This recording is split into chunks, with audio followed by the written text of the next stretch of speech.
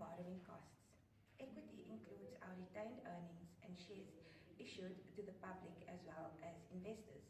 Because the coefficient of variation measures the risk relative to the expected earnings per share, it is the preferred risk measure for use in comparing capital structures. The following information was obtained and analyzed in order to understand how the process of capital structure is conducted. As our debt ratio increases, so does our EPS.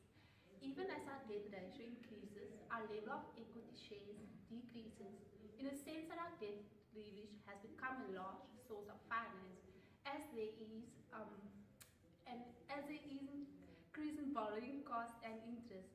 Okay, so what is profit maximization?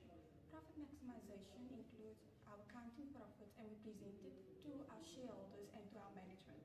Our accounting profits include our financial statements, statement of comprehensive income and cash flows.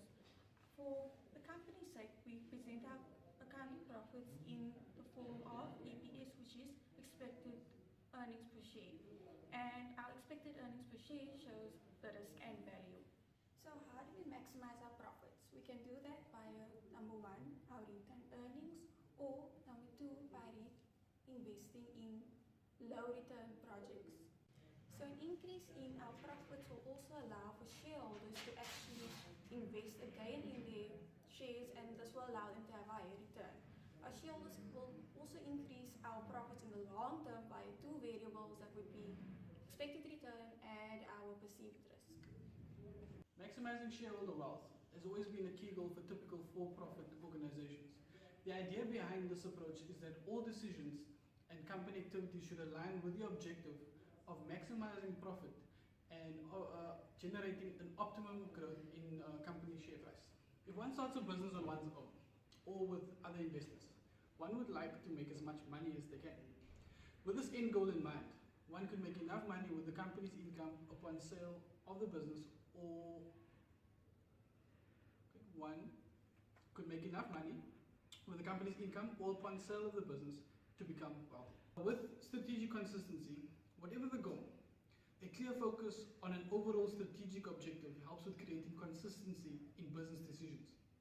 So if the firm operates with the primary purpose of maximizing wealth, decisions will most likely relate to the objective consistently.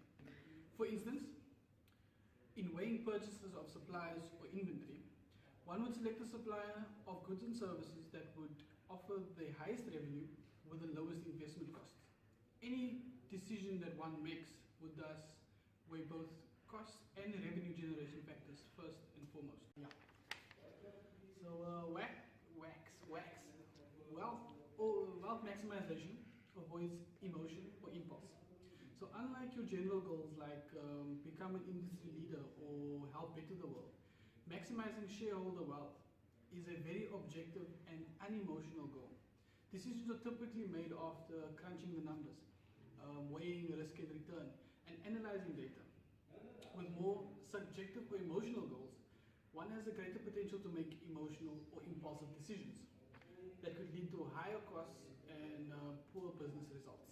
However, there are some common concerns. So while these advantages of wealth maximization are hard to argue against, one must recognize the potential drawbacks and criticisms. So prioritizing your financial stakes takes away from any intangible goals that you might have. And the firm may attract criticism from community activists that expect you to contribute to the community, and environmental watch groups that expect you to operate with green-friendly policies. As the firm's financial leverage increases, so does the coefficient of variation of each earning per share within the debt ratio. As expected, an increasing level of risk is associated with an increase of financial leverage.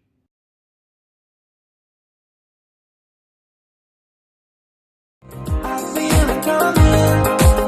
I feel it coming, baby. I feel it coming. If we look at risk behavior, we can see that risk increases with increasing leverage. A portion of that can be attributed to business risk, but the portion that changes in response to increased financial leverage would be attributed to financial risk. The smaller the ratios, the greater the firm's financial leverage and the less able it is to meet payments as they come due.